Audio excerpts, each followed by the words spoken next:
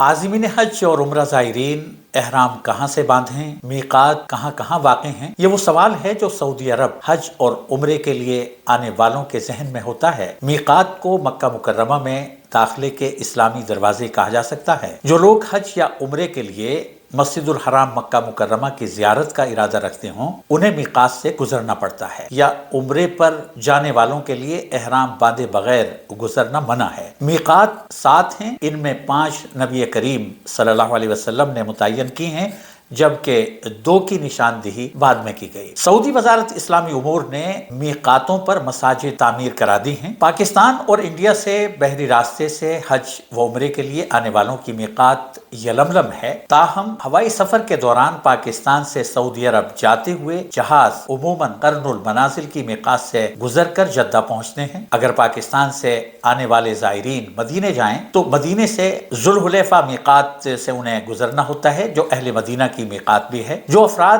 ان میقاتوں کے دائرے میں رہتے ہیں، ان کی میقات وہی جگہ ہے جہاں وہ آباد ہوتے ہیں، وہیں سے وہ احرام باندھنے کے پابند ہیں۔ اہل مکہ کی میقات ان کے گھر یا مسجد الحرام ہے۔ عمرے کے لیے انہیں مکہ سے باہر جا کر احرام باندھنا ہوتا ہے۔ جو زائرین ایسے مقامات سے آ رہے ہوں جہاں میقات نہیں پڑتی، ان کی میقات کسی بھی میقات کے بالمقابل آنے والا مقام ہوتا ہے۔ سفر کے روٹ مختلف ہیں۔ مسافروں کو دوران سفر مطلع کیا جاتا ہے کہ طیارہ یا بحری جہاز اب میقات کے قریب پہنچنے والا ہے۔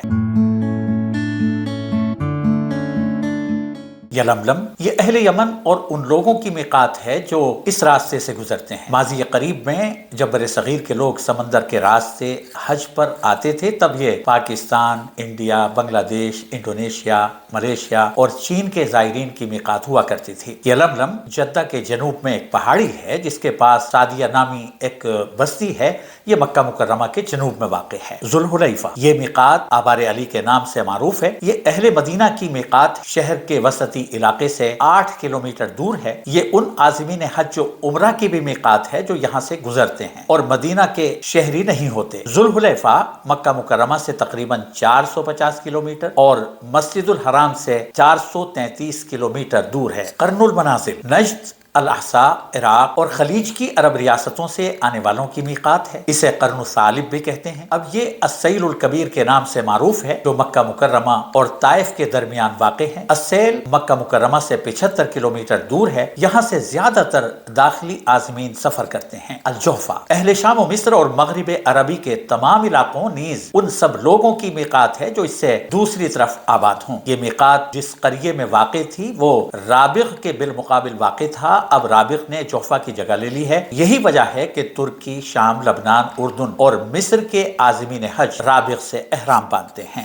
رابغ مکہ مکرمہ سے تقریباً 200 کلومیٹر دور قصبہ ہے۔ التنعیم یہ وہ مقام ہے جس کا تعین نبی کریم صلی اللہ علیہ وسلم نے حجۃ الوداع کے موقع پر کیا تھا۔ یہ مسجد الحرام سے تقریباً 7.5 کلومیٹر دور مکہ مدینہ روڈ پر واقع ہے، جسے طریق الہجرہ کے نام سے جانا پہچانا جاتا ہے۔ یہاں مسجد عائشہ بنی ہوئی ہے جسے مسجد التنعیم بھی کہا جاتا ہے۔ ذات عرق اہل عراق اور مملکت کے شمالی علاقوں کے باشندوں کی میقات ہے۔ اس کا تعین حضرت عمر بن خطاب نے کیا تھا۔ وادی محرم یہ طائف، جنوبی مملکت نجد اور حجاز و یمن کے عازمین حج اور عمرہ کی میقات ہے۔ طائف کے شمال مغرب میں واقع ہے۔ یہ میقات اور اس کی جگہ علماء نے الہدہ روڈ کی تعمیر کے موقع پر قرن المنازل کے بالائی مقام پر مقرر کی تھی۔ یہ مسجد الحرام سے 76 کلومیٹر دور ہے۔